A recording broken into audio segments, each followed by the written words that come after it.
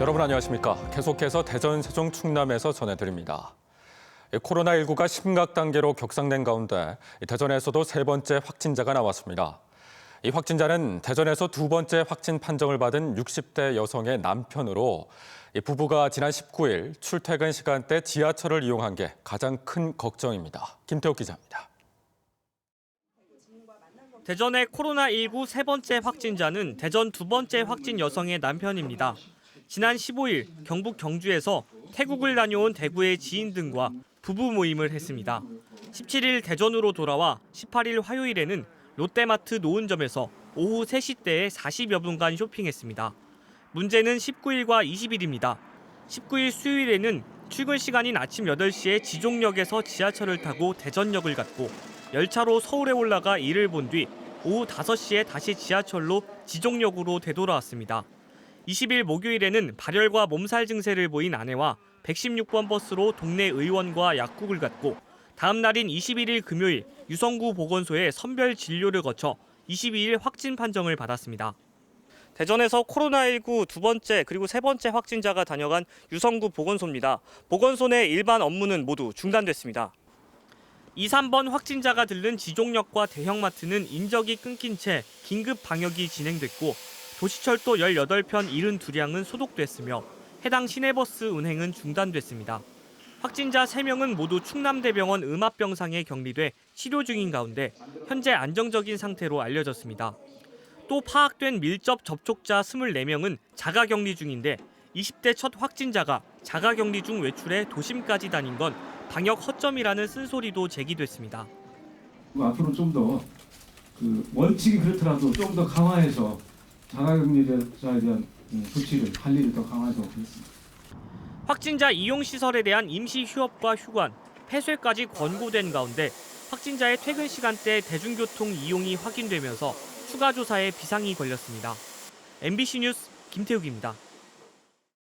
지역에서도 코로나19 확진자가 나온 첫 휴일, 모든 게 달라졌습니다.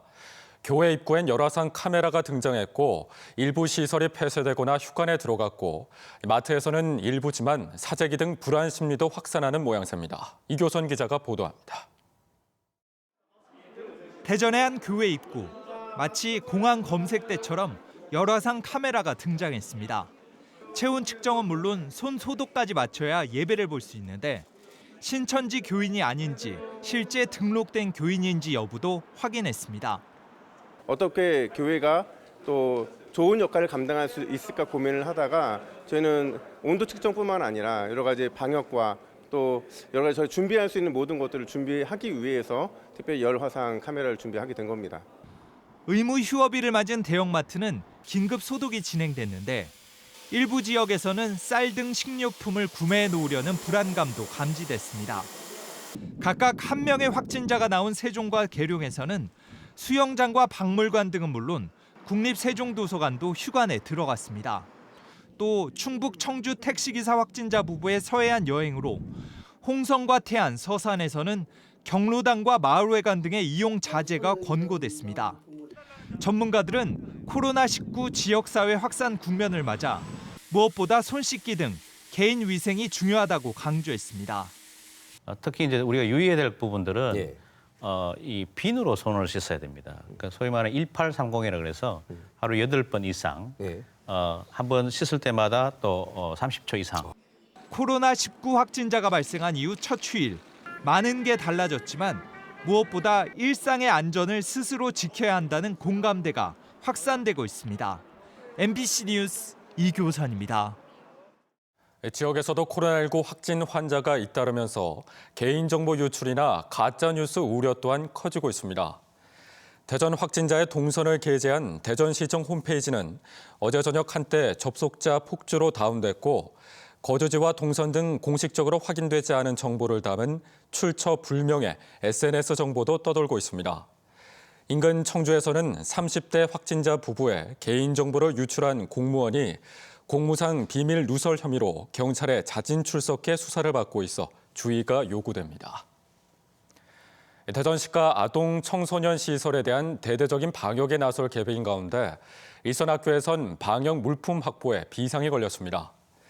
대전시는 앞으로 2달 동안 국공립과 민간 어린이집 등 아동 청소년 시설 1,455곳을 4차례 반복 소독할 계획이라고 밝혔습니다.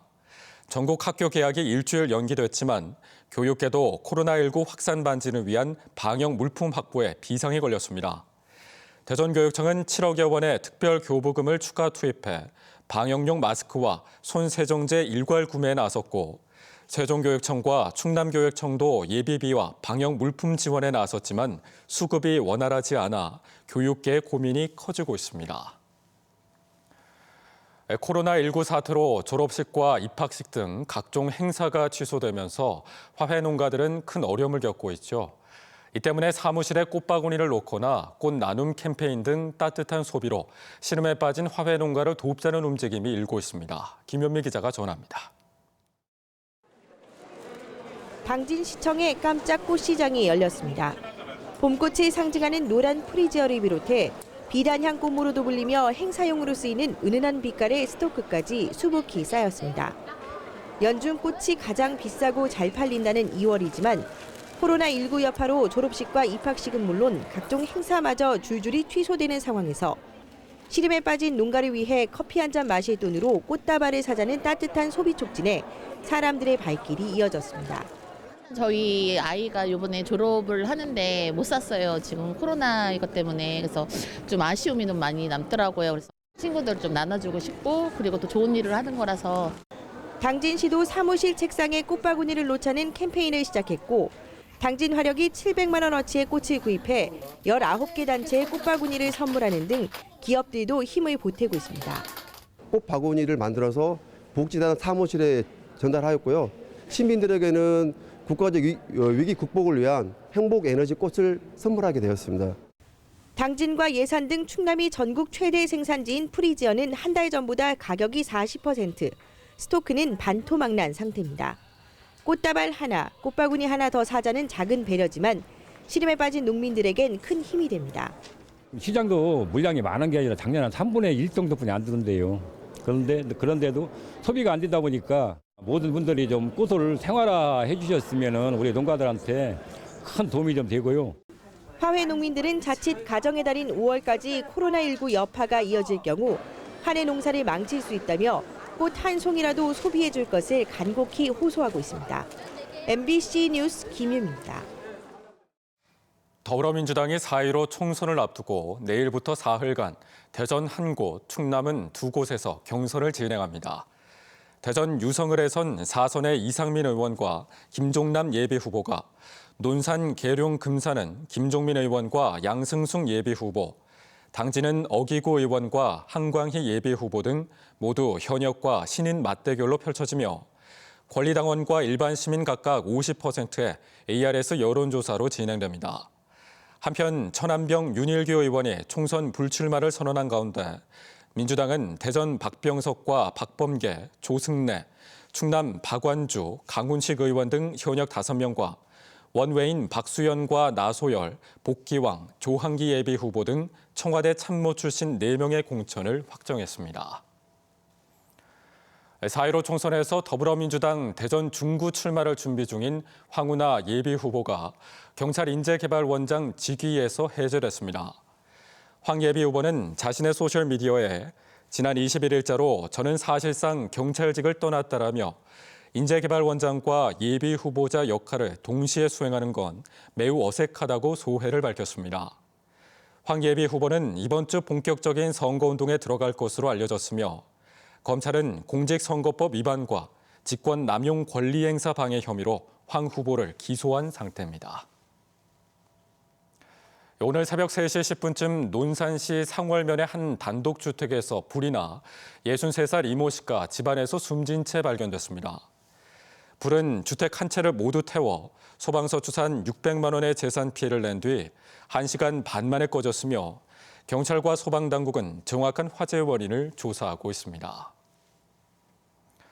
충남도는 겨울철 노로바이러스로 인한 식중독 예방을 위해 다음 달 말까지 식품업체 등 25개 시설에 지하수를 검사합니다.